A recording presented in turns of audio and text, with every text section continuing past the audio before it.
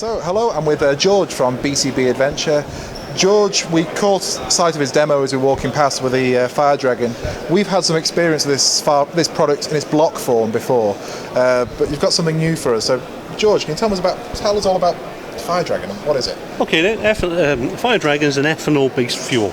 All right. About 4 or 5 years ago, we created this FireDragon gel fuel, and the idea for it was that we were going to try and replace X-Men that the British Army use.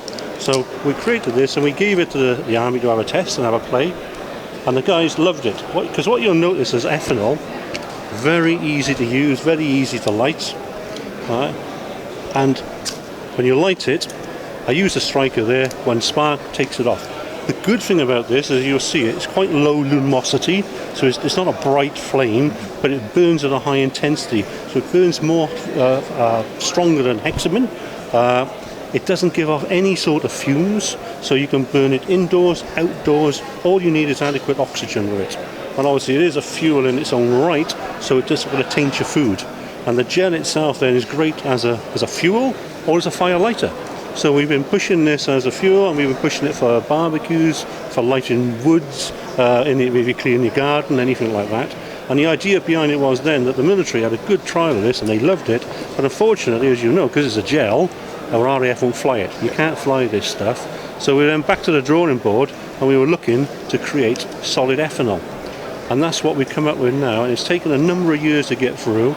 We actually created this and got it to market about a year ago, but that was still at the pre-production level. We're now at the full production.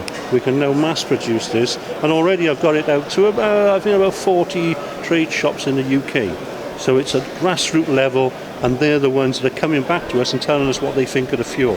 Whereas about when it was launched last year, it was difficult to get hold of.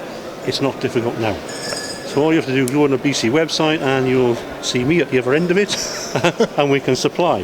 But what you notice when you open the thing, all right, we've now trademarked this because this is now the same as the gel, but it's in solid form. Okay, and the idea is now, what we're hoping to do is we're hoping that this is going to replace the hexamen that the British Army currently uses. And you'll see the liquid that forms on my hands there. That's the same sort of liquid that you get when you go into the hospital and you get the antiseptic wipe. So now my hands are nice and clean, ready to cook, so I'm not going to get any bugs down inside my stomach doing whatever I've done. And what I'll do is I'll show you by cutting a small amount off. In fact, if you want to feel that, you feel the gel. Yeah, it's nice. It's a strange consistency, but you're right. It just evaporates off your hand, doesn't it? And I'll cut a small piece off there because if I light it, what you'll notice is that when you light the thing, easy control. It blows out very easily as well. You can control it there. So it's not like meths or something like that. But watch this now. Straight away, one spark lights up exactly the same. Difference is now that's going to revert back to the gel state. Okay. So it's solid for transporting purposes, for use.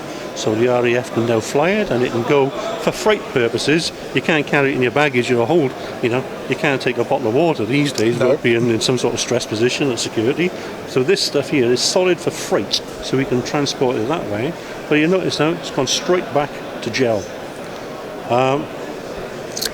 That then, all right, what we created is the bushcraft cooker. So when you look and want to buy the packet, you can get the BCB packet there, which is a small mess tin. And the way we package it then, you have 3 tablets in there, a little fire striker, and straight away then you can hold it on there with either your cup or your cooker, and boil away and cook away. And more than enough for a weekend there. Yeah, perfect for a weekend.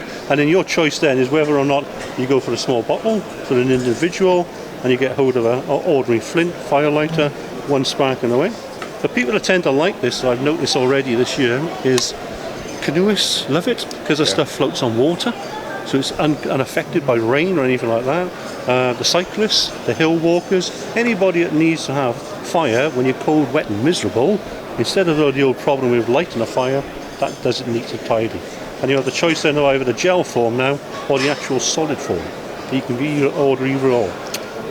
This has always been our philosophy when we're teaching people about firelighting, is that when you need a fire, you need it now. You're not going to care about how many bushcraft points you get for lighting it with a bow drill or whatever.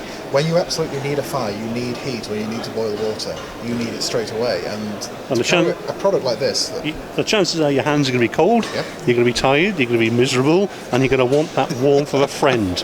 You know, and it's that easy that if it starts going down low, you can easily control it by blowing it out, adding a little bit more fuel to it, and away you go again. Or alternatively, put in another solid tablet on. Bang. So it's very versatile. It's not moving anywhere because it's still in its gel-like state. So as far as flammable gels go, it's about as safe as you can get, really. It's as safe as you can get in the right hands, obviously, yes, because it's still a fuel. But this product we tested it a couple of years ago. We loved it, and we see it a lot on our courses. And it's great to see now you've got it in the liquid gel as well, so you've got more options, haven't you? Yes, and it depends on how you want to play it. I mean, if you're travelling in the UK, you're talking about maybe a bottle of it. If you're looking to travel abroad and if you're going by ferry or you're going by sea, you can always pack that in your hold all. And it's really down to you as to what you want to do with the fuel. In comparison to hexamin, it beats its hands down. You know, you think of hexamin, it gives off that cyanide.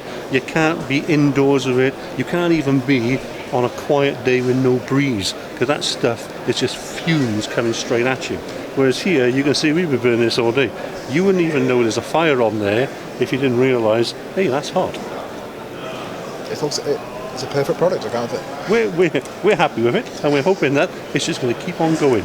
So hopefully coming to an armed forces near you soon. Well, even more so. George, thank you very much for your time. Thank you for your help. A pleasure. Thank you.